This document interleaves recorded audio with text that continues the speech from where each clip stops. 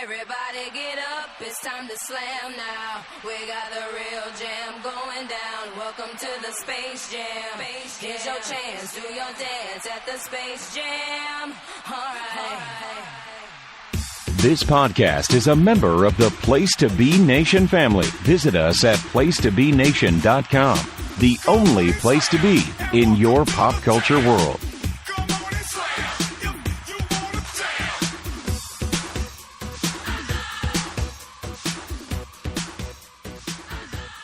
PlayStation Pop Experience, making Mount Rushmore, is back better than ever. Hi there, I am your moderator / host, Andy Atherton, and welcome to the show. Tonight, we're talking all about those people that didn't start off as actors, or it could be they became actors, or they're just making one-off cameo appearances. We're talking about athletes appearing in movies and television, as well as wrestlers appearing in movies and television. So yes, those great performances where these guys show up either playing themselves or playing a caricature or just, doing some acting. So let's get our panel in here and we'll start giving our list here. First off, he is over on the North-South Connection on a couple of shows there on This Week in NFL, This Week in Sports, whatever the time of year is, as well as from Square Circle to Silver Screen, I believe is the name of the show. The Cowboy, Roger Morrissette. Welcome, Roger. Welcome back. Hey, Andy. Thanks for having me on as movie expert nowadays. So yes. Appreciate it. You got a movie pod that makes you a movie expert, right? That's what I heard. All right. One of my co-hosts on Pop Goes Classics, Disney. We talk about the animated Disney movies, as well as he was the moderator of the last episode. Did a tremendous job, and he's back in the panelist chair. Yes, he left my office, my seat, pretty good. Didn't mess up too much. Steve Riddle. Steve, welcome back. Thank you, Andy. I'm glad that after the insanity that was that previous episode, that I didn't cause things to come crashing down. So yes, you didn't go fleeing from the studio here on the B side of the pavilion. Yeah, so the foundation's still up, so that's all that matters. Yes, we survived. Making his debut on the Pop Experience version, he has appeared on the wrestling version. I think that show may not have aired yet, but you'll hear it soon. Jon Keselica. John, welcome to the show. Hey, thanks. Good to be back, even though we're on a different channel or however it works. But yeah, we're here. We're on Mount Rushmore. Yeah, the quadrupods is confusing. We cross-pollinate a lot here. But yeah, welcome back. Welcome to the show. And rounding out our crew, he is Roger's co-host, actually, on From Square Circle to Silver Screen, as well as he is Highway to the Impact Zone on the Wrestling Network and many other shows, including, I believe, Chicken Salad, Logan, I believe you're a part of that, and Popcorn Chicken Salad on this very feed, the Mud Pie, Logan Crosland. Logan, welcome back to the show. Thanks for having me on, Andy. Always fun. Yeah, always great to have you here. You guys are always bring the goods on these Mount Rushmores, and I appreciate you coming. And sometimes I throw some softballs up there that I know certain panelists will come on to do. And this was basically just chum in the water for a couple of these guys. Anytime we talk about, we do a little crossover here on the pop versions here, but we're still in that realm. So first we're going to talk about athletes appearing in movie and television, their performances, and we're going to start off with the Cowboy. Roger, give us your first selection on your Mount Rushmore of athlete movie and television performances. All right, I'll give you Ray Allen in He Got Game. Jesus Shuttlesworth. Really, really good movie. He had no acting experience, to the best of my knowledge, and I thought he did a fantastic job. It wasn't a huge stretch for him to play a basketball phenom, but I thought his chemistry with Denzel was good, and he gave a legitimately good acting performance in a very good movie. All right. Steve, any thoughts on Ray Allen and He Got Game? No, I do not. All right. John, Logan, any guys fans of that movie or that performance? Great performance. Really stood out. Not too many people would take the risk that Spike Lee did of putting a professional athlete in that lead performance in the role. He could have just used somebody like he did with Rick Fox, showing up as one of his buddies in the movie. But really, really tremendous job by him, and realistic scenes, really kind of captured some real drama in there that you wouldn't expect for acting range from an athlete. Logan, any thoughts on that? Yeah, good movie. Even better name for Ray Allen in that movie. Jesus Shuttlesworth is one of the best. So, good movie, good pick. It's up there with God Shamgod is great athlete. Oh, yeah, there you go, which is a legit name. All right, Steve, why don't you give us your first entry? All right, I'm going with one that, again, pretty obvious choice here. I think if you don't mention this performance, I think you're missing out on. That's, of course, Michael Jordan in Space Jam. This was one of my favorite films growing up back in the 90s. Even though I wasn't a real big basketball fan, anyone who grew up in the 90s obviously knows that Michael Jordan was not just the face of the Bulls, he was the face of the NBA. So to have him in a movie made a lot of sense, and it was a really cool dynamic of him, mixing in with the Looney Tunes and kind of introducing them to a new audience as well. Seeing like this, this live person interact with these cartoons, and it was just such a really fun movie. And honestly, it's not really just him. You can mention when it comes to films, you got, the other basketball players that are in there, Charles Barkley, Patrick Ewing, Larry Johnson, Muggsy Bogues, Sean Bradley, and even Larry Bird has a good little appearance in this film. And yeah, I'm going to be perfectly honest. I saw the trailer for the new Space Jam coming out later this year with LeBron James.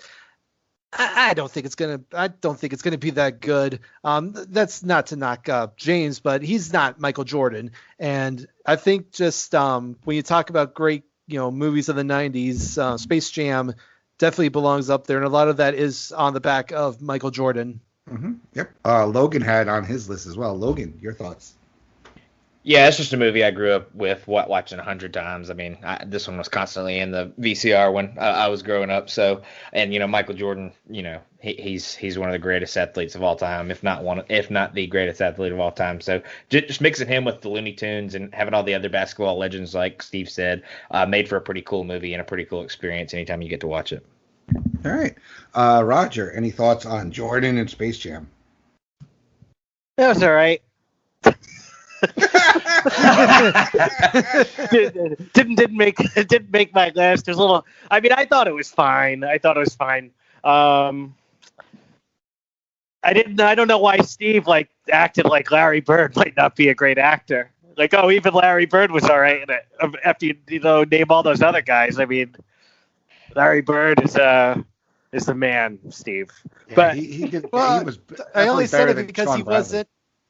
Yeah, and he wasn't one of the main focus of the film. It was Jordan and those other 5 players. So correct. That's not to knock Larry Bird.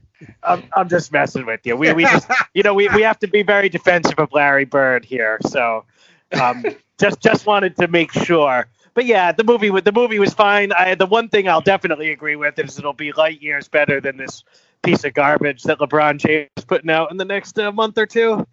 Yeah, my son wants to see it, and I've had to sit through the trailer, and I gotta tell you though, they popped in a lot of other Hanna-Barbera characters that popped me, so it might just get my nostalgia feels. I'll be looking at the entire screen and not LeBron. I'll be looking to find Herculoid, Speed Buggy, Space Ghost. I mean, literally, I've seen so many different characters. I'm like, this is amazing. This is Laugh Olympics here level cameos in this movie. So I think I'm just gonna be paying attention to anything but the main story when I see this. John, any thoughts on Jordan in Space Jam?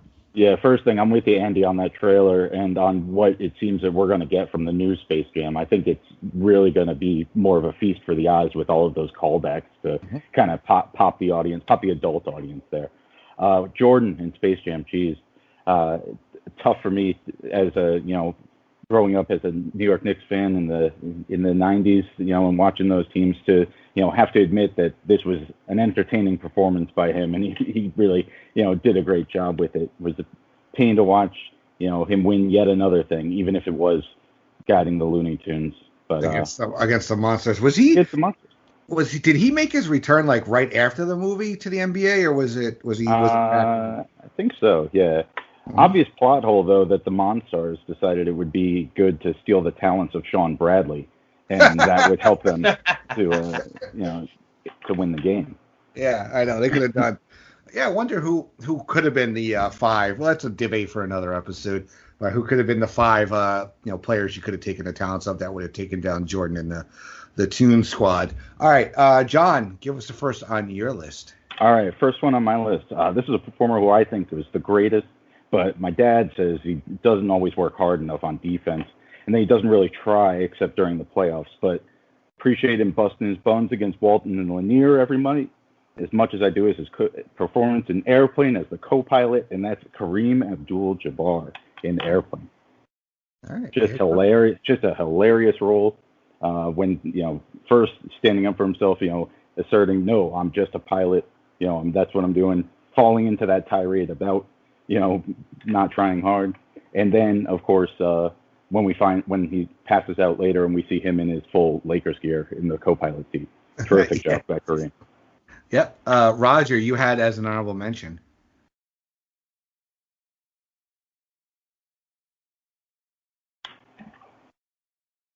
Are you muted, Raj? Yeah, I think he's on mute. Yeah, you're on mute, Roger. I was muted. Sorry, I was away from my screen there. Hilarious performance and the way he breaks character. Awesome. I thought it was really funny, and it was really iconic athlete in a movie performance, which those Leslie Nielsen movies are good for, which we may get to. Yeah. Steve, any thoughts? Yeah, Airplane is a movie I actually need to see, so I don't really have much to say about it. So it's one of those that I don't that I have yet to see. That is Terminator 2 level bad, Steve. Oh my God, you've got to go see Airplane. Logan, save me. Yeah, this one was like the last one I cut out. So yeah, definitely a good performance. It's not very long, but it's a good one and a memorable one for sure. Yeah, because the entire first part of the movie, he's asserting that he's not Kareem Abdul-Jabbar. He's just the co-pilot or the navigator, wherever he is. And then, he finally just loses his shit on the kid and just like, starts arguing with him and appears in his Laker garb as they're wheeling him to the back of the plane. Logan, why don't you give us another entry on your list? All right, so my second one, I guess I was about to say my first one, but I'm going to go with Mike Tyson in The Hangover. Everybody remembers the Phil Collins drumming part, and then he knocks out Alan. So, just a really memorable spot right there. That's not how it happens in the movie, but the trailer, he knocks him right out at the end of the beat. So, he was really good in that. They had to give him back his tiger, and, he had a few good one-liners in there. But, that shot that he gives Zach Galifianakis is a pretty memorable moment, and that's one of my favorite movies, so had to be on here. Let's not talk about Omar. He's not with us anymore. Yeah, every time it comes on the radio, I literally do the thing in the car to the point where my son just looked at me like I had 5 heads, and literally a couple days ago, I just had to call it up on YouTube to show him. I wasn't showing him the whole movie. He's only 14. I'm not, that bad a dad. But maybe he's like 16 or 17. I'll let him watch the whole movie. But I had him watch that scene, and he was loving it. Roger, it made your list, of course. Yep, big Mike Tyson fan and really, really funny. Quick scene, but very, very, very funny. And that movie was hilarious as a whole, and I think that's one of the two funniest parts of the whole movie. And that right, the punch he lands on Alan is just phenomenal. I could just watch that over and over again. Yeah. Steve, it was on your list, and we talked about it on Laughing Theater actually. Yes, we did. That was great performance there by Tyson. Like you said, him knocking out Allen was such a great moment. And let's not forget, he does make an appearance in the second one. He's the surprise entertainment for Stu's wedding. He comes out and does the performance, and then he meets up with them afterwards, and he kind of calls Stu out for having the tattoo on his face. He's like, you better take that off. So, just a really funny performance, and kind of a really almost a revival there for Tyson as he kind of become a little irrelevant in the 2000s. That kind of brought him back into prominence. Mm-hmm. Yeah, and he comes down and sings One Night in Bangkok in the second one. Probably one of the better parts of the sequel. All right, back around to Roger. Give us another one of your entries. Sure. I went with Lawrence Taylor in Any Given Sunday, playing the crazy linebacker, the Shark. I'm a huge mark for this movie, just overall. I'll tell you that. Not everybody is. It's like kind of, it's either you love it or you hate it. Like the Pacino speech in that movie just does it for me. Willie Beeman, the man. But I thought Taylor was awesome as like the, kind of the quintessential, like just lunatic football player, right? Like he, playing through the injury, even though just to get the extra money, right? And giving up his body, and I felt like, and then like the scene where I believe he like chainsaws the guy's car, and the feeling I got watching the movie is that it wasn't like a huge stretch for him, right? That this wasn't like too far off from getting a glimpse at like what it might have been like to hang out with Lawrence Taylor back when he was playing football. But I just thought I thought he was excellent. I thought he was entertaining, and he was very believable in that role. So that's why it made my list. Yeah. I enjoy his part in that movie. Did you like the jambalaya? With Pacino. Yeah, and also we could also probably throw up there his short little performance in The Waterboy as himself, where he's telling people not to do crack. Steve, any thoughts on LT in Any Given Sunday? No, Roger pretty much covered it all. It's good performance. Mm-hmm. John? LT Any Given Sunday, yeah, it takes Alvin Mack and puts him, to another level, really. When I think Alvin Mack from the program, and then there's LT's character, the Shark. That's who he would have grown up to be. Yeah. Is that character in that movie. Definitely. Logan? Yeah, good stuff. Great performance. Good movie. So I definitely agree with what Roger said. All right. Steve, give us your next selection. All right, my next one is another pretty iconic performance, and that's Bob Uecker in Major League. Of course, he plays the announcer Harry Doyle, and he's just so funny in there. He's so such a dry humor, and of course, they kind of like that's all we got, one goddamn hit. So when you think of Uecker, that's obviously one of the main things that people remember about him. Besides the fact that he did play baseball briefly and that he's commentator, and obviously his appearances in WWE. So definitely, I think belongs up there as well on the Mount Rushmore. Mm-hmm. Just a bit outside, tried the corner and miss. He was great. He was one of the great throw lines through the whole franchise, which she plug. You can hear a Laugh in Theater with Derek Cornette and an episode of Blockbuster Rewind on Major League. Also, we could talk about him on Mr. Belvedere. But for me, Bob Uecker's always the I'm almost in the front row. He's the one that in those Miller Lite commercials would always have the crappy seats. So whenever I go to a game now, and it has been since I was a kid, if we have like not so good seats or really shitty seats, I was like, who got the Bob Uecker seats here? What's going on? So John, any thoughts on Bob Uecker in Major League? Just an outstanding pick, and I'm shaking my head that I didn't think of it. And I think the reason I didn't is because we don't usually think of Uecker as an athlete. Because even though he's Mr. Baseball, it was such that short stint, but just immensely quotable. I could go through his whole just stream of dialogue the whole way. The Duke, this guy threw his kid in a father-son game. Just one-liners everywhere. Outstanding job there. Yeah, geez. Yeah, he's the glue that keeps those movies together. Logan, thoughts on Bob Uecker? Yeah, just a hilarious role for him, and he played it so well. I really like that pick from Steve. I'm kind of kicking myself for not thinking of that one. All right. Cowboy, anything to add? Huge fan of Major League, huge of the whole franchise, and very, very similar to John. I considered it, but didn't. I don't really think of the Uke as an athlete. I think of him more of as like an actor, right? So, if you're considering him an athlete, he definitely belongs on the list because he is absolutely hysterical in those movies. Oh yeah. All right, John, we're back to you. All right, so this one hopefully should win the support of Justin Rosero, but I got to go with Joe Willie Namath in the Brady Bunch episode Mail Order Hero.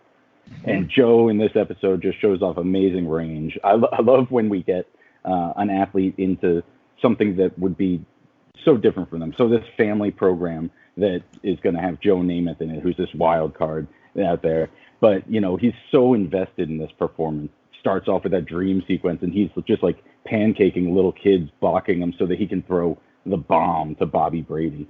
And then he comes to visit Bobby, who's, you know, pretending to be sick in bed, and goes along with him, writes an autograph. And then, of course, you know, Mr. and Mrs. Brady come home, and they find out, and they get to the bottom of it. And Joe, all the while, says, hey, you know, I'm glad you learned your lesson, Bobby. Let's go outside and have a catch. Perfect job by Joe Willie Namath. Not the kind of person you would expect to be in the Brady Bunch, and then there he is. Yep. It's kind of niche because based on some of the ages of the rest of the panel. But is anybody else familiar with this episode besides me? I can't say I've seen it, but I did watch that show some back in the day when it was on like Nick at Night and stuff. But I haven't seen enough of it to really remember like specific episodes. Mm-hmm.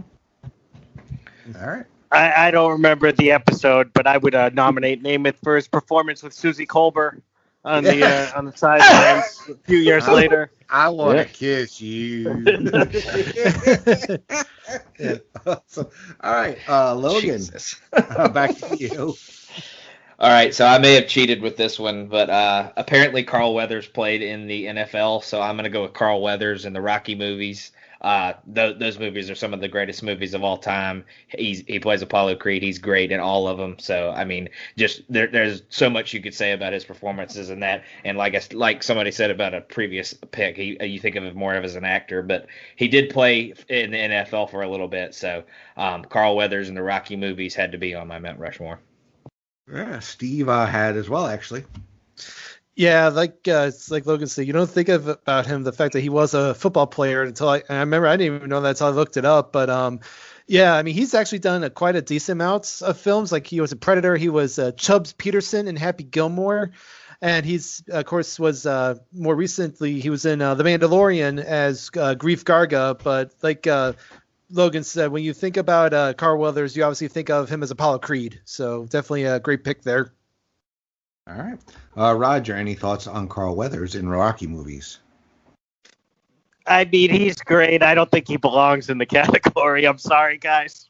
It's really, I mean, the guy's an actor, right? If he played 5 downs for the Rams or something 30 years ago and then was in 100 movies, he's an actor, right? He's not really an athlete. He's an actor, right? It's like calling, I don't know, Brock Lesnar the best wrestler to ever play in the NFL, right? I mean, it's like, but anyway, if you take that out of it, he can act circles around all these guys who are just athletes, and of course he's awesome as Apollo Creed, and he's awesome in the Predator movie, and he's awesome as Chubbs.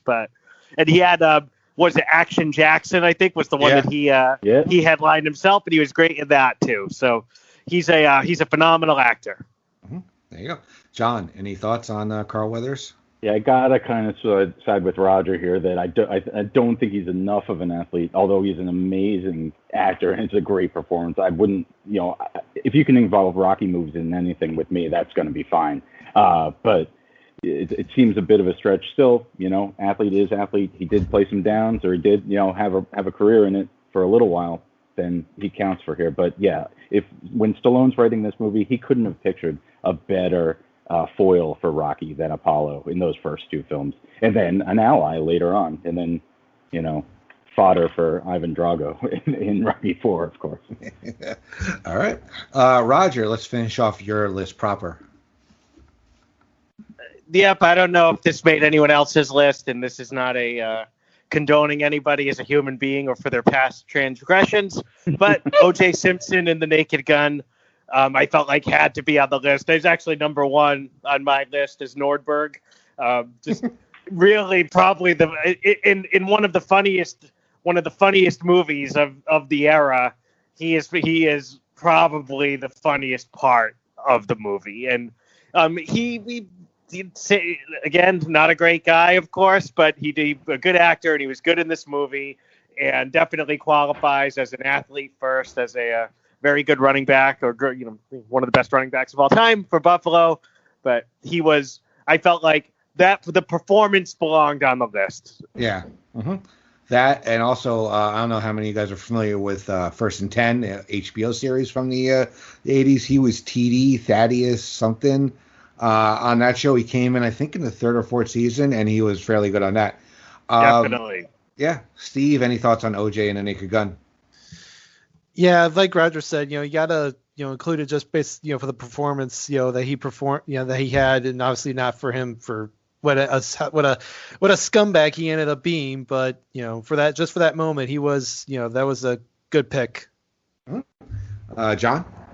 Outstanding pick. A controversial pick just because if you can't separate the performer from the performance, but Nordberg is part of, a big piece of that film and a big piece about what makes it hilarious. Every single piece of physical comedy or just problem he gets into really are hilarious. You can't stop laughing. You can't go wrong with any of those Naked Gun movies or the Zucker movies for that wrong. So yeah, OJ, Nordberg, I love it. And First and 10, by the way, Andy, not on HBO Max.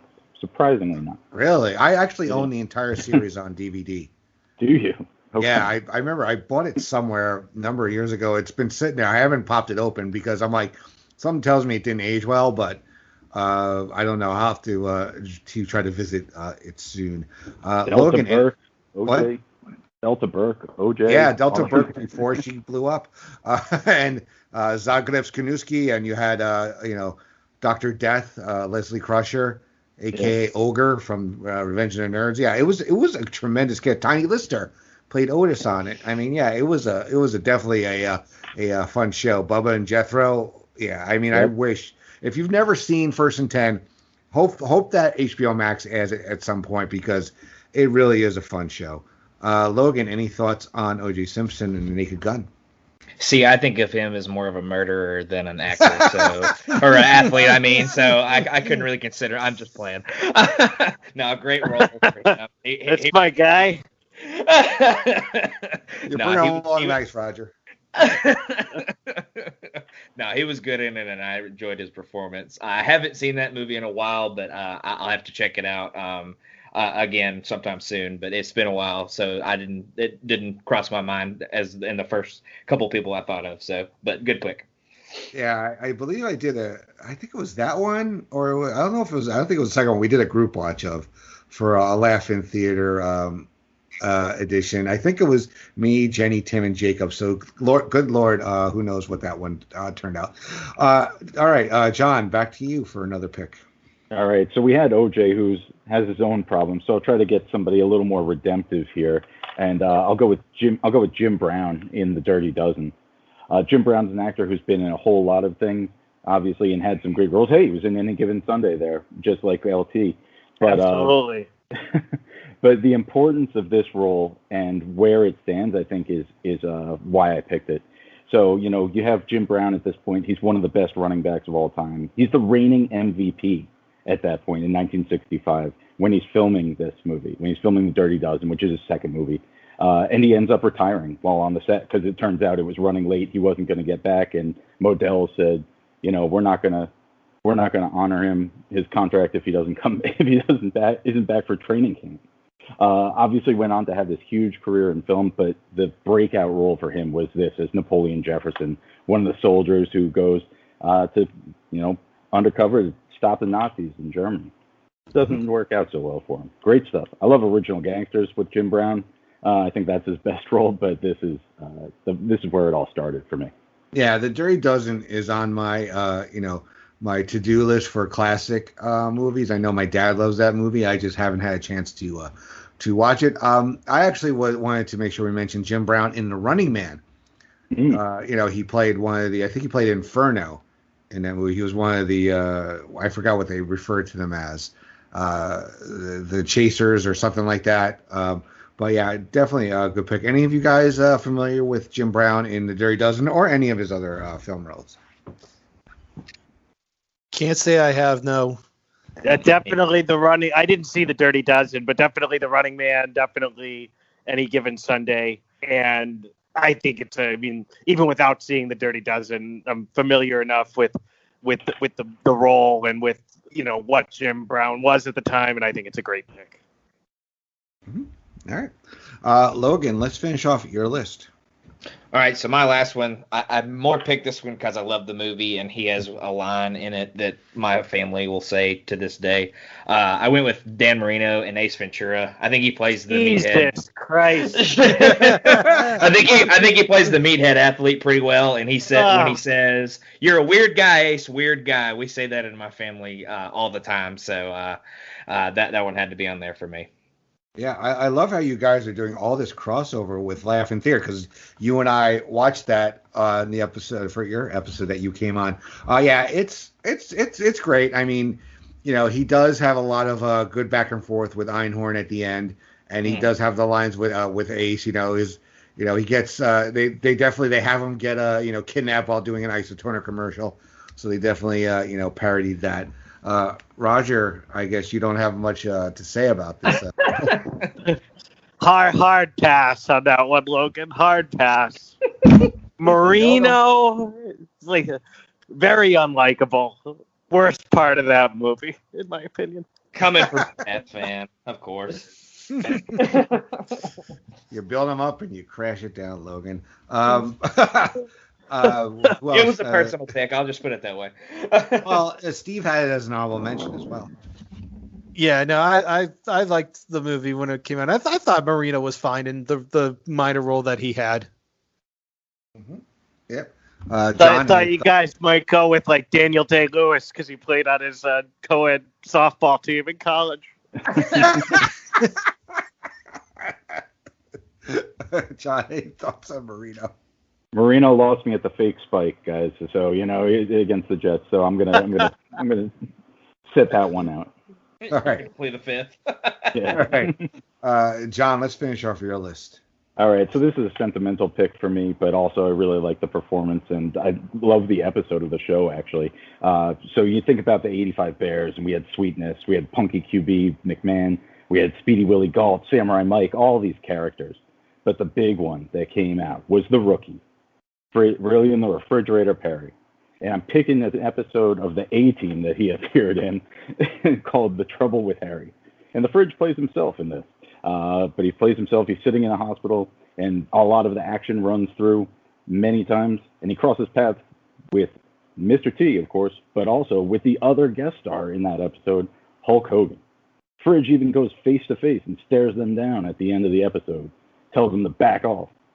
And you know what? There aren't many people in their primes with Hulk and Mr. T who could do that. So the Fridge, number one. And I think when you put the four heads of my guys on a Mount Rushmore, this is one weird looking Mount Rushmore, but I really like the way it looks with Fridge with that gap tooth smile, Joe Willie Namath with the sideburns, Kareem, and then Jim Brown. That's a heck of a monument right there. There you go. I have not watched the A-Team in years. I watched it as a kid. I don't remember this episode, so I can't speak on it, but I'm not sure. Anybody else familiar with this episode as well? Yes. No. I watched the A-Team every religiously. I was born in '79, so like one of my first memories actually is watching the Patriots get the shit kicked out of them by that '85 Bears team. Not a great memory, but it's a great pick. They were a phenomenon with the whole Super Bowl shuffle thing, and he was definitely like a real kind of a cultural phenomenon during that time period. And the Super Bowl was such a blowout that they let him get a touchdown, which was tough for us as Patriot fans when the game was a joke. But excellent pick. Well, the Patriots are just lucky to be there. Really, weren't they a wild card that year, right? They were, and they beat Dan Marino and the Miami Dolphins in the AFC title game. I think I still have the shirt my dad got me somewhere. It's a little kid size. Squish the fish. There you go. Yeah, I think the Fridge actually. I think he was on G.I. Joe also at some point. Yeah, I don't know if he was on the show, but I know he had a send away figure that you could get. Yeah, so maybe he was in like an episode or something. Maybe I don't know. All right, so let's go through the honorable mentions. Roger, are there any roles or performances that you'd like to mention? Yeah, I put two on there. One is sort of a cheap plug for Logan and I's most recent episode of From Squared Circles to the Silver Screen. Jerry Lawler in Man on the Moon. Thought he did a real nice job in a very good movie. And I also did Jesse. That's not for the next half of the show, Raj. Oh shit! My bad. Right. Whoops.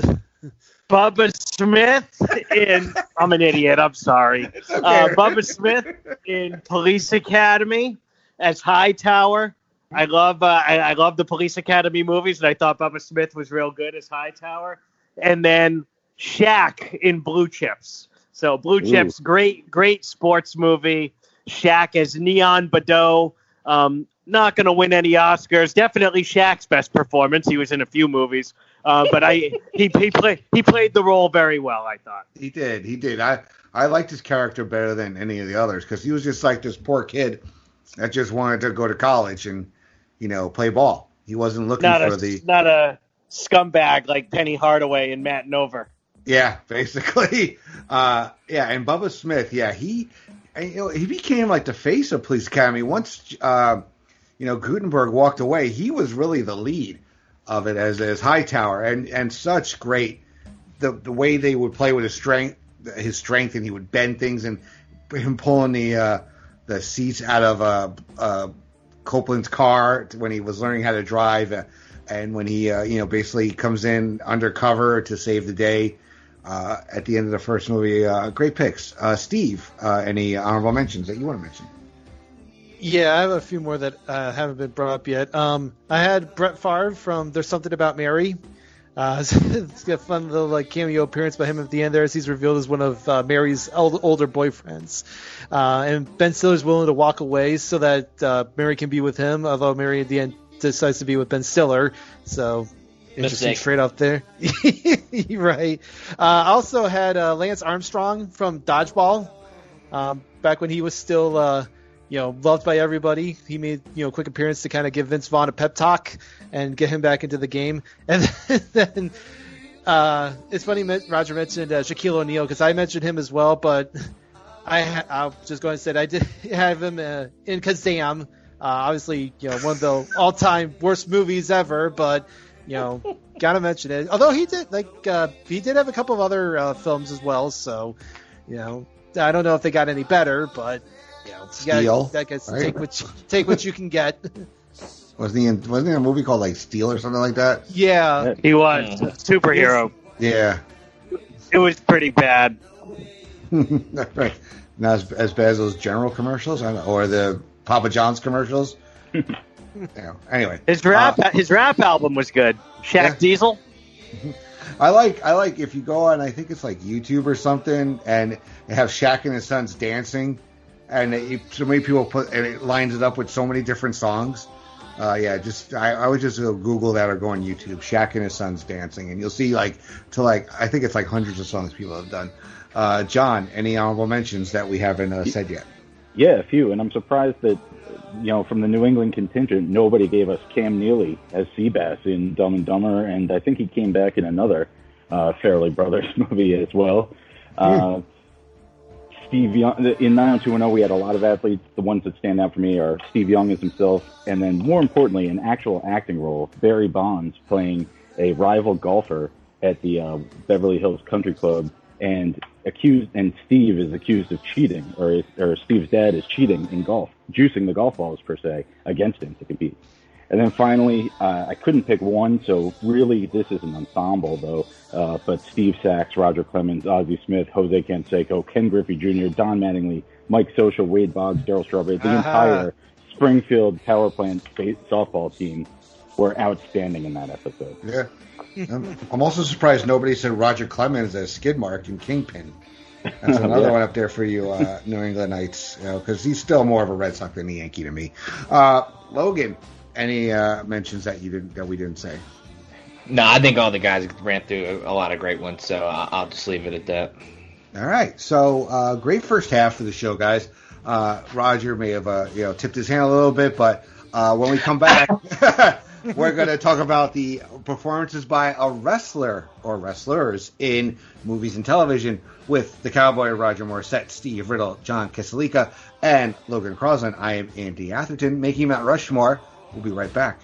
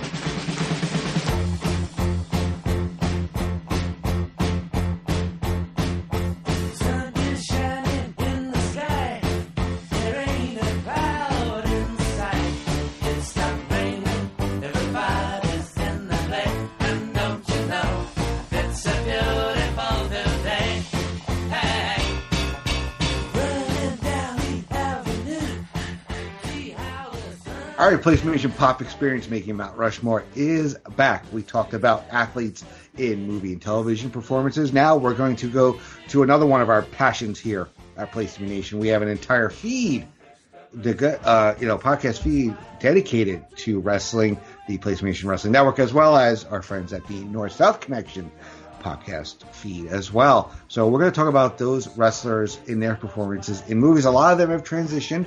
Some of them are one-offs or just there because they're iconic.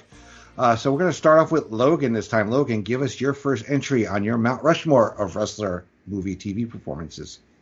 All right, so this one's really in me and Roger's wheelhouse because we have a show on the North-South Connection feed called From Squared Circle to Silver Screen, and this movie came to light for me as a part of that show. It's one of our more recent episodes, but I'm going with Roddy Piper in They Live. I'll probably redeem myself with Roger with that pick, but it kind of starts out slow for him. He doesn't say much for the first 30, 45 minutes, but when he starts talking and really starts getting into stuff, he really lights up and he makes the movie all that it can be and more. So he plays a great role in what he does, and he has a lot of good one-liners and the pretty good action scenes there for a couple of times, but. Definitely a strong contender, and I would be surprised if it's not on multiple people's lists. No, it is. Steve had as well. I have come here to chew bubblegum and kick ass, and I'm all out of bubblegum. one of the greatest quotes in cinema history, and yeah, Piper just nails this role as John Nada, and some great moments in there. Obviously, the big fight in the alley. That was actually parodied on South Park, shot for shot. That just shows you how iconic that scene was. So, yeah, I mean, for a guy that, is better remembered, obviously, for his wrestling career than his acting career, because he's been in a lot of films, a lot more than you would probably think. Obviously, They Live will always be one of probably his most memorable films that he's done. So, yeah, great pick. Yep. Of course, Roger had it as well. Easy one for me. You can hear Logan and I talk about the movie for an hour if you'd like by listening to the podcast. But yeah, everything these guys said. I love that fight scene. And then what did he say? Put on the glasses or start eating that trash can. That was my other my other favorite line of the movie. Mm-hmm. Yep. John, any thoughts to share? Yeah, great pick. A John Carpenter classic and just an iconic performance from Roddy here. He's just oozing charisma and owns every moment of this time that he's on the screen. You watch this and you realize that, okay, maybe it makes sense for him to step away from the ring because this is right after he retires that first time at, Mania 3 is he comes out with They Live. And you say, all right, he's got a career in this.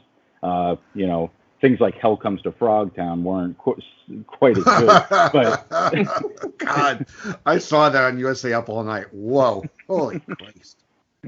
but stick with They Live, and you're good.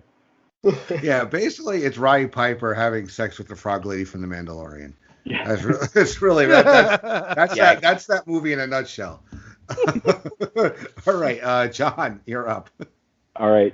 When you had this category, there's one performance that comes to mind immediately. It's probably the first one of a wrestler acting that I ever saw, and that's the iconic Hulk Hogan as Thunderlips, the ultimate male in Rocky III. And Rocky III, I'm a lover of all things Rocky. Rocky III is up there. It goes back and forth between my favorites. When I was a kid and when I was 10, 11 watching this for the first time, it was absolutely my favorite. And seeing Hulk Hogan in it was just a shock to me. I'm used to seeing him as a wrestler and as a good guy. And all of a sudden here he was as this different character and as a pretty bad guy. He looks massive next to Stallone. I mean, it doesn't hurt that Stallone's like 5'8", and that makes him look even bigger. But great performance, just a cocky attitude, full of himself. Really that heel that we would see from Hollywood Hogan in later years. And, we laughed, friends of mine, when we were watching Mania 18, and Hogan was going into that Thunderlips persona calling Rocky Maivia. We're calling him Rocky Meatball the whole time. I was like, oh, it's just like Thunderlips. And yeah, Thunderlips, the ultimate male. Yeah, pretty huge. And I think I was just getting into wrestling when Rocky III came out. So for me, I didn't really know him all that much at the time. So it's just, it's a great performance. So Steve, you had as an honorable mention.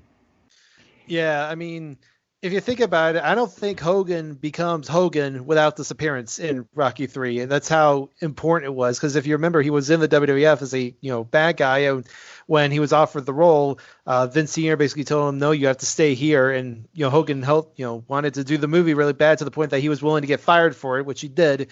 And then of course he would go to the AWA, and we all know the story from there. So yeah, definitely one of the most iconic performances in a film is Hogan as Thunderlips. Mm-hmm. Roger, any thoughts to share? It's a good pick. It didn't make my list or my honorable mentions, but it's a good pick. It's certainly Hogan's best acting performance, which is similar to Shaq in that respect. But I mean, it's a phenomenal movie, and that is one of the more memorable scenes in the movie. So good pick. Logan, anything to add? I actually really originally had this on my list, but I changed it at the last minute. But yeah, great performance, and I think, like Steve said, I think this really skyrocketed Hogan to where he was going to be and where he was going at that point in wrestling. So I think definitely a good pick. All right, Steve, you're up. All right, I am going to go with another pretty iconic performance by a pro wrestler, and that's, of course, Andre the Giant as Fezzik in The Princess Bride. While he was, taking time off in '87, he went to do this film, and just such a great performance for him. And you hear about the great stories behind the scenes of making the film that you hear from Carrie Ewells and Billy Crystal and all those guys about what just how great of a guy Andre was. And he really owns the screen as Fezzik in that film. So I think when you talk about great performances by wrestlers, you got to include Andre in that list. Mm-hmm. Yep, Roger had on his list as well. Yep, great movie, and his performance is awesome in that movie.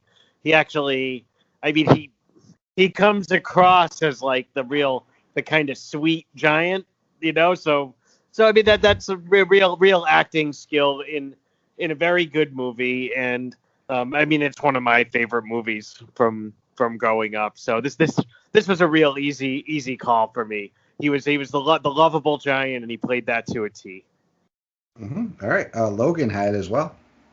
Yeah, he kind of starts out as a heel, but he ends up being the lovable giant that helps the heroes out at the end. So great performance by him. He was kind of in a bad place health-wise at that point, so it was good to see him kind of show out and be a really good part and a great part of this movie for sure. And it was a great performance, so it had to be on there. Yep. John, any thoughts to share? It's a great choice, and I'm kicking myself for not even thinking of it, but I probably overthought this list a little bit too much. But that's excellent. I don't think you can make the Mount Rushmore without it. Nice job. hello, lady, nice lady. Yeah. Anybody want a peanut? Anybody want a peanut? Yeah. Yeah. And I hope to get that on Laughing Theater very soon. So stay tuned to that. Yeah, that is a wonderful movie. He is probably one of the best parts of the entire movie. I mean, it is such a great ensemble that plays off each other. Between him and Mandy Patinkin and Wallace Shawn, they are just such a good group. And yeah, Fezzik and Indigo and Vizzini. Vizzini, although doesn't make it long. Spoiler alert for anybody who hasn't seen a movie that's probably close to 30 years old.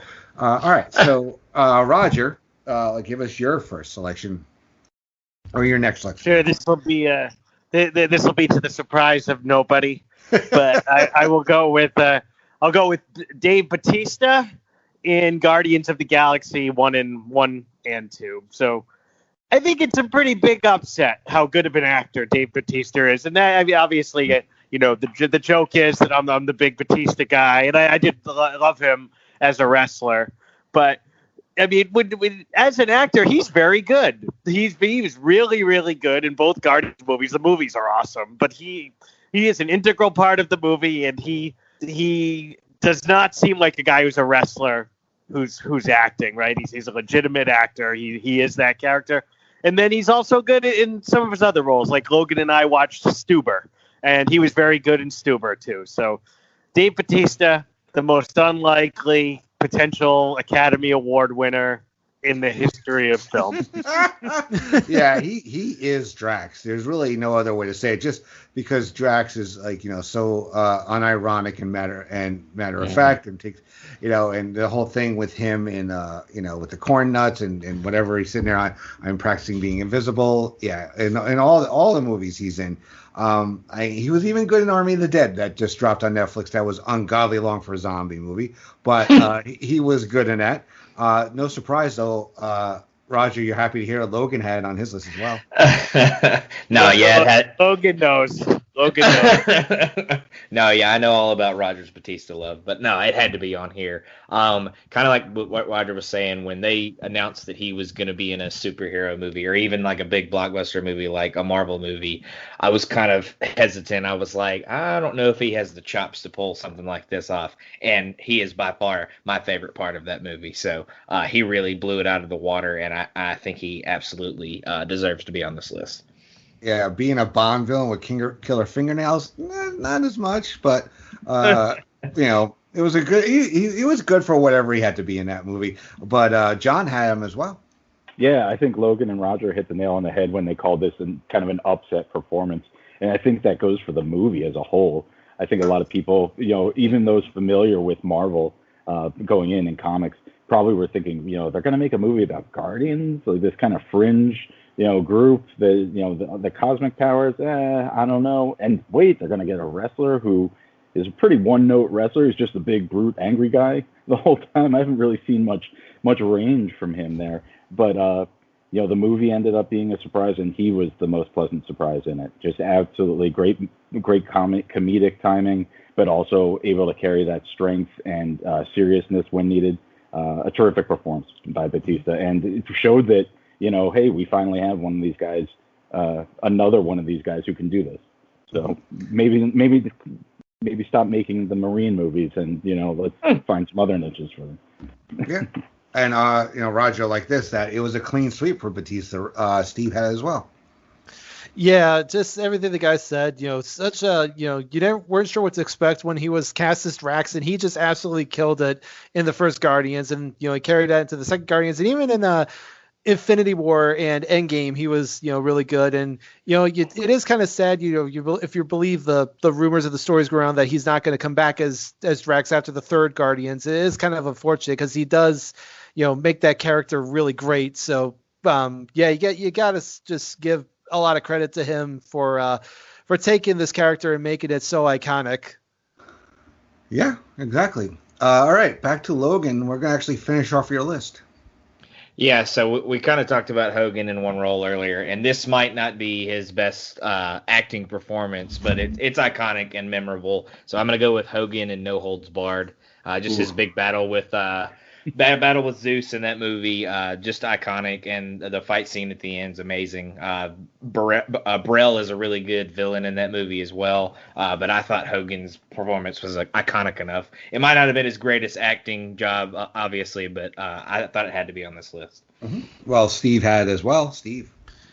Yeah, I mean, regardless of what you think of Hogan as an actor, this was a major thing for him at the time. He was at his peak in the WWF in 88, 89, and it really made all the sense of the world to have him be a star in a movie. And, they eventually would take the movie and basically bring it to the wrestling world when they brought Zeus in and, had that whole feud play out on TV. So, regardless, again, of what you think of his acting ability, there's no denying that, Hogan and No Holds Barred is definitely one of the most remembered and iconic performances in cinema history. Mm-hmm.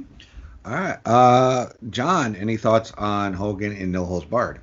I think you probably have to consider it just because, it being the biggest wrestling star at the time and them putting a movie about wrestling, together and starring him, that warrants it. But all in all, the movie is terrible.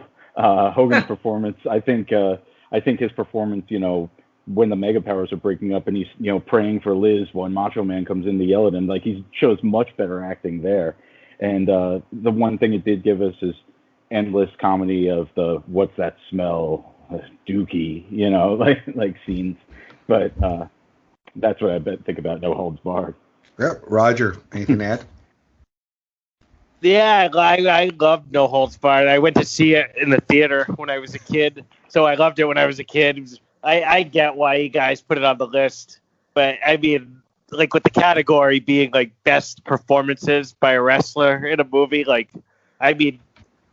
it's fun to watch, but Hogan is really awful in it. Really, really terrible. The loves, Logan and I talked about this one for an hour too, but the bedroom scenes are just really, really awful. Just beyond bad. But I get why it's on there from a nostalgic perspective. But I couldn't put it on a list of best performances when it could be, one of the 4 or 5 worst acting performances in the history of major film. Okay. All right. John, give us another entry. Okay, so I'm going to TV for this one, and it's a show I didn't really watch, and I haven't even watched the sequel that's been made of it, really. But friends of mine absolutely swore by this show, really loved it, part of the TGIF lineup. And I remember WWF Magazine really pushing this performance when it came out, and that was Vader on Boy Meets World, playing the father of the bully. And I couldn't tell you the bully's name, but I know that Vader shows up as his father, and they have, it was just such a different performance for a wrestler in a sitcom. You think about the sitcom and wrestlers appearing, and it's typically, okay, the main character and his pals show up and they have to wrestle against the wrestlers. They go under masks and do that, like in another TGIF show, Family Matters, when Urkel was wrestling the Bushwhackers, I think. But here, we actually had him in a role with some gravitas and a storyline of reuniting with his son, and good stuff all around. And he got to beat up Jake Roberts, too. Mm-hmm. I'm sure somewhere Jason Sherman is smiling with that pick. Anybody remember that episode of Boy Meets World and can speak on Vader's performance there? I vaguely remember it. I think I remember watching it, and actually, it wasn't just Vader in there. I think wasn't Jake Roberts in that as well? Wasn't he Yeah, it's his opponent. Yeah, so you got him in there as well. But yeah, just good performance there by Vader. Kind of a side of him that you didn't really see. Yeah, I definitely remember it as well. I haven't seen it, more than probably once or twice, but I remember it being a pretty good performance. Mm-hmm. All right. So let's see. We all the Steves have gone. So Roger, let's finish off your list.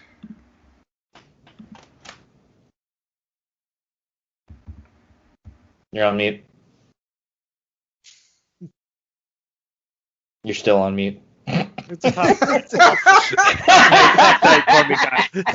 Tried to add the comic relief. So, I'm surprised no one brought this guy up yet, but I went with The Rock in Fast 5. So he's had a number of good performances, I thought, in those movies. I thought Fast 5 was his best. He was new at that point as Hobbs, and he had that fight scene with Vin Diesel, with Dominic Toretto, that was really awesome. And I mean, I think The Rock's a pretty good actor, right? I think he's pretty good in everything. I think he's gotten better over the years, but I think he was really kind of, if there was a role he was born to play, it was this Hobbs role, like in this kind of popcorn action franchise. So I put The Rock on there. He's on my Mount Rushmore. Yeah, if I had done a list, I actually would have gone with Fast 6 because of the fights with Jason Statham, and then how he gets out of the cast. He flexes his muscle and breaks a cast. How that is like that is awesome. That was awesome. Acting right there. And I also I hate this movie because it was such a disappointment, because Get Shorty is one of my favorite movies of all time, but the follow-up Be Cool was terrible, but he was so good in it as this gay Samoan wannabe actor guy. He was good in there, yeah. And also, I put The Rundown up there for him because if The Rundown is on, I am pissed off if I'm flipping channels and I don't get to see that opening scene where he goes in the club to get that the ring from the football player, and he just literally has to kick the crap out of like all these like All-Americans, and he actually hits the rock bottom on one of them. I think it's a phenomenal scene. You have Arnold Schwarzenegger like kind of giving him like the handoff where have fun as he walks by into the club. So I love that. Who else had it?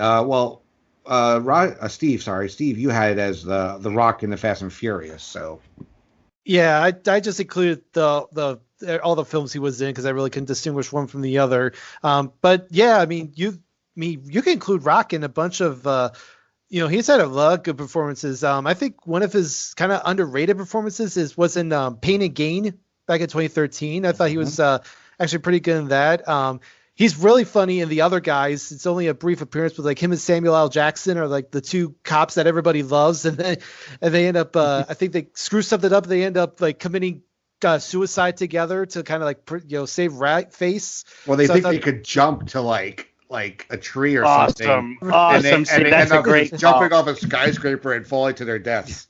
Right. So obviously, you got him in Moana. He was really good as Maui. I thought, being the Disney fan, and even him in the two Jumanji films, he wasn't too bad in those. And then the brief appearance in Fighting with My Family. He was, good in that as well. So, I mean, we could be here. I mean, you could do a Mount Rushmore just on all the films The Rock has been in. So that's just how, good he's been as an actor.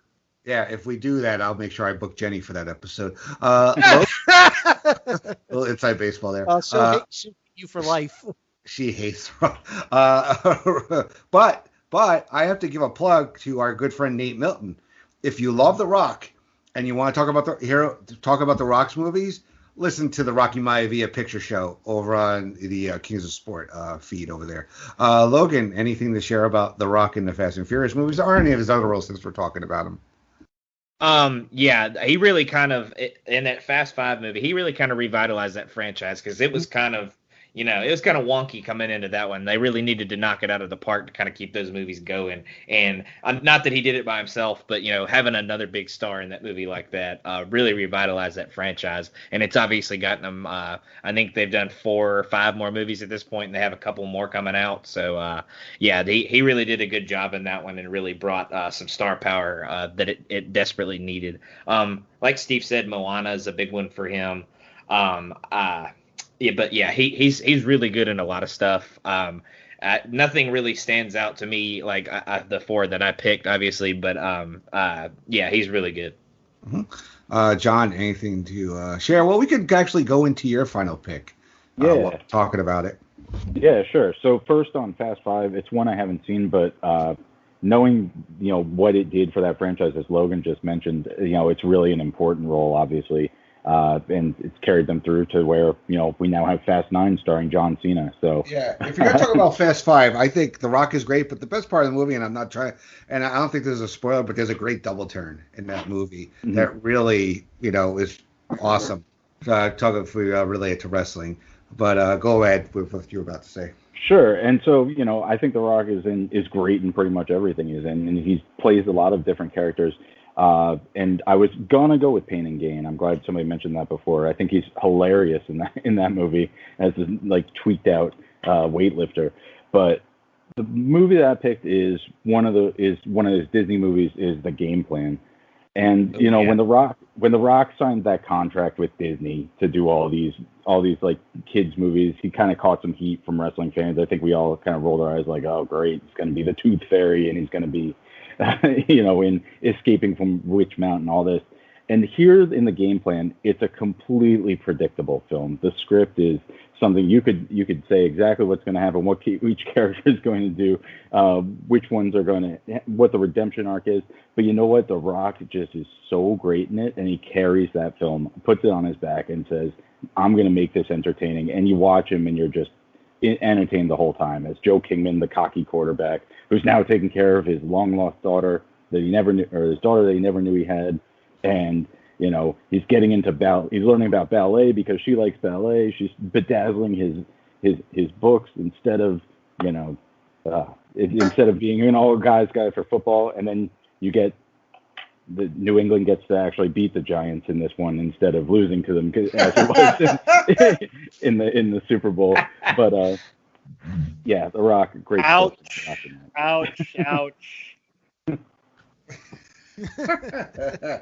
All right. So let's go through honorable mentions. We'll start with Logan. Logan, you have any honorable mentions that you like to share? The Game Plan's a great pick. That's one that I was gonna mention, and I completely slipped my mind when you asked me. But yeah, that's a great Rock film, kind of an underrated role for him. I'll go with a couple of John Cena films. He was really good in. I think he was in Trainwreck. He was pretty good in his little role that he had in that. And he was also in a movie called Sisters that had Amy Poehler and Tina Fey in it. He had a very minor role as kind of like a skeezy drug dealer, but he had some great one-liners in that one. So that's a couple of Cena. And I like The Marine a lot that he was in. That would definitely be an honorable mention. We did that one on From Squared Circle to Silver Screen as well. Those are a couple for me. All right, John, honorable mentions. Yeah, well, I mean, none of us mentioned David Arquette in the Scream trilogy, so I'm surprised that didn't come out. But I had another one that I called back to as a kid was when I was in the movie theater and I watched Gremlins 2, the new batch.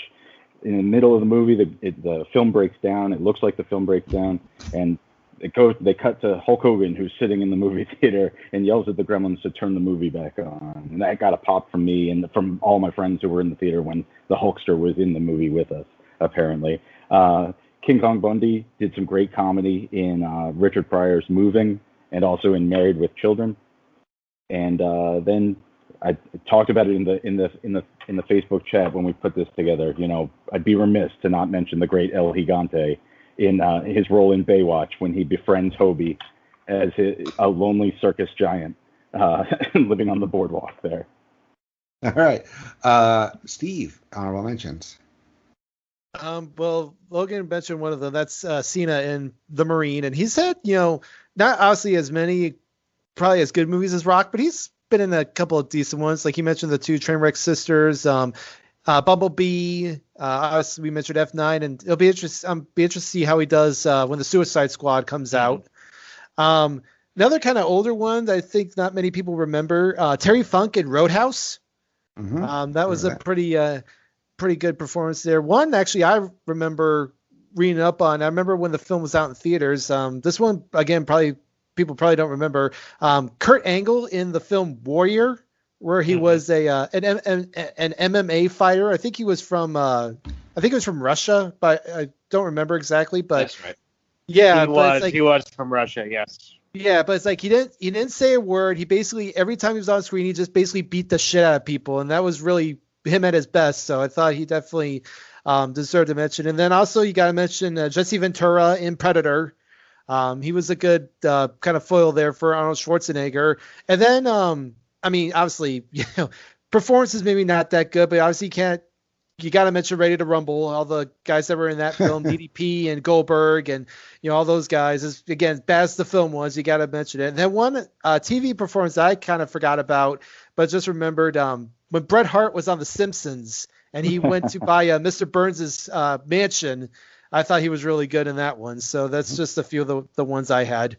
Well, when you talk about Jesse Ventura, basically say like almost any Schwarzenegger movie. We talked about The Running Man earlier, but yeah, his death in Predator is one of the cool ones. It just gets shot right through the middle. Basically, he had that cock diesel, machine gun. I forgot I don't know exactly what it's called, but yeah, that was pretty gnarly. All right, Roger, you can give your honorable mentions for wrestler performances now.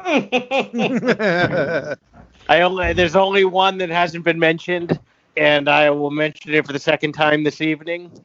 So Jerry Lawler in Man on the Moon. Logan and I did do Man on the Moon From Squared Circle to the Silver Screen, most recent episode. Very good movie. I thought Lawler was good in it. It was pointed out to me, actually, after we recorded the episode, that the stuff with Andy Kaufman and Lawler in real life, they didn't know that Lawler was in on it until the movie Man on the Moon, that was the reveal that Lawler was actually in on it. So it was a good performance by him. He wears a nice singlet at one point, and very good. Other than that, everything's been mentioned. I think you guys did a great job.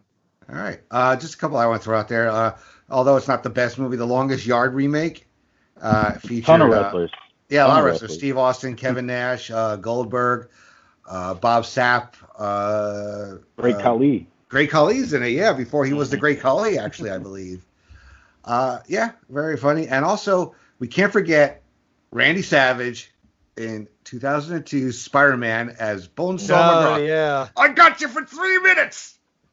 Bonesaw is ready. Oh, yeah. Yeah, so we can't go through an episode talking about wrestlers without mentioning the late, great Macho Man Randy Savage.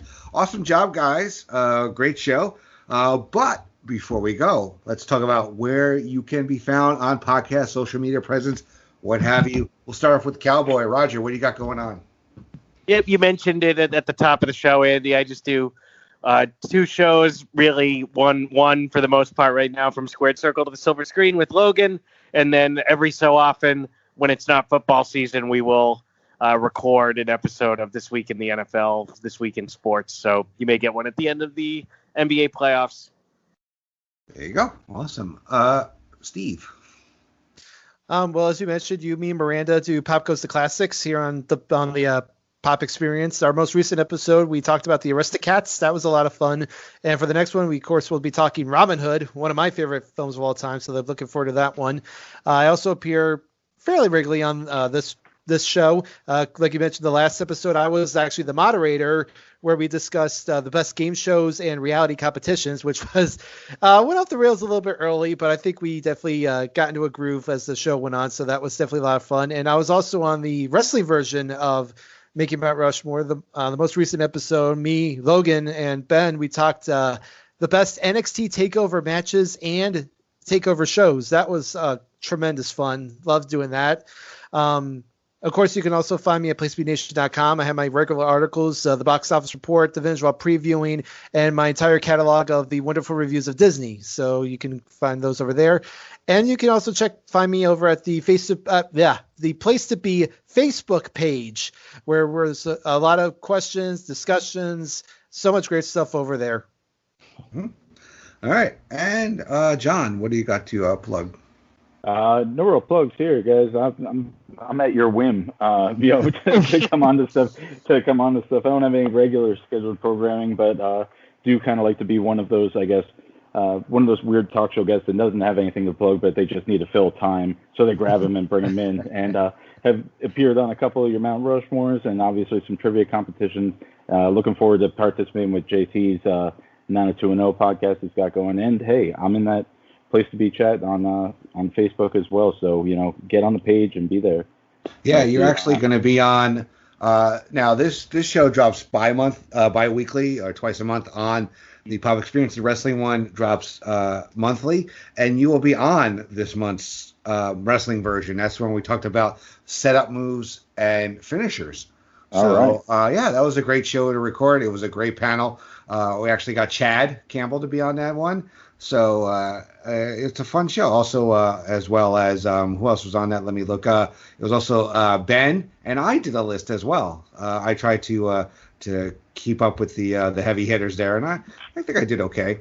Chad brought a great historic perspective to some of those entries there. I thought it was great. Well, the fact that you had some Japanese wrestlers, you earned a lot of cred with Chad. So that was a good thing you did there. Logan, what do you got to plug?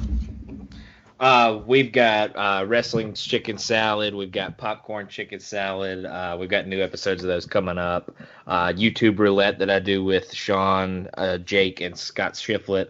Highway to the Impact Zone, always got that. And then me and Roger have a show. And I also want to do a small tribute to our friend Calvin that we lost this past weekend. He's a great guy, and he'll be greatly missed by this community. He was always a light that shined when things might have not been. You might not have been having a great day, but he always had a funny story or some funny comment that he could throw out there. But I just wanted to say something for him real quick. Very good, yeah.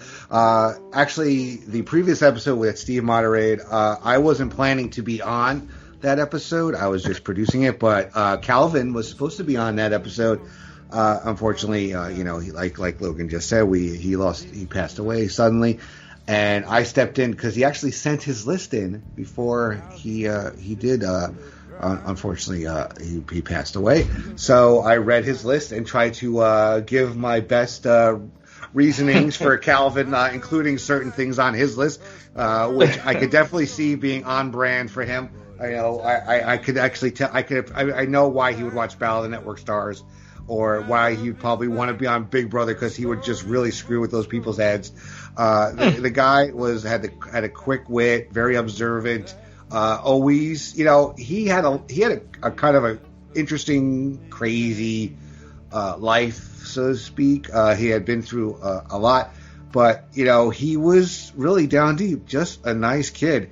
And he had just started to come on this show as a regular panelist, and he was quite gracious and thankful just to be included. He knew, he was self-aware. He knew he was not everybody's cup of tea, but he was still a good friend. He did make you laugh, and he will be missed by this community that we have here at Place to Be Nation. So yes, we dedicate a bunch of our shows here. So please check out the Place to Be podcast. Now this show is coming out a couple of weeks after we're recording this, so you're hearing this around on July 19th. But if you check out the Place to Be podcast that got released on July 5th, Justin, Scott, I believe it was Callum, Sean, and I don't want to mess this up, try to figure out as I stall for like 1 second. It was Steve Bennett. All gave a nice tribute on that show to Calvin, so I really suggest you listen to that. It's over on the PlayStation Wrestling Network. As for me, yes, you check me out on a plethora of shows here. My Muppet Pod, the Disney Pod I do with Steve, Blockbuster Rewind, Trivia Night, which will be done by now, and maybe we will come back for season 2, but that won't be till January, as well as Laughing Theater, Pop Goes the Couch, and a brand new pod that will be debuting very soon called Blockbuster Rewatch, where I'm going to be doing live watches of great blockbuster movies. So check that out. And also check out the Wrestling Network, like I mentioned, in North-South Connection, where you can hear a lot of fine shows, especially ones that Logan and Roger are on, as well as the Jenny Position, Jennifer Smith's Fine Feed, the PlaceToBeNation.com, Steve mentioned, and the Place to Be Facebook group. So I want to say a big thank you to these guys for being on the latest episode of Making Mount Rushmore. For the Cowboy, Roger Morrissette, Steve Riddle, Jon Keselica, the Mud Pie, Logan Crosland, I am Andy Atherton. Thank you for joining us on Making Mount Rushmore. We'll see you on the next episode. Take care.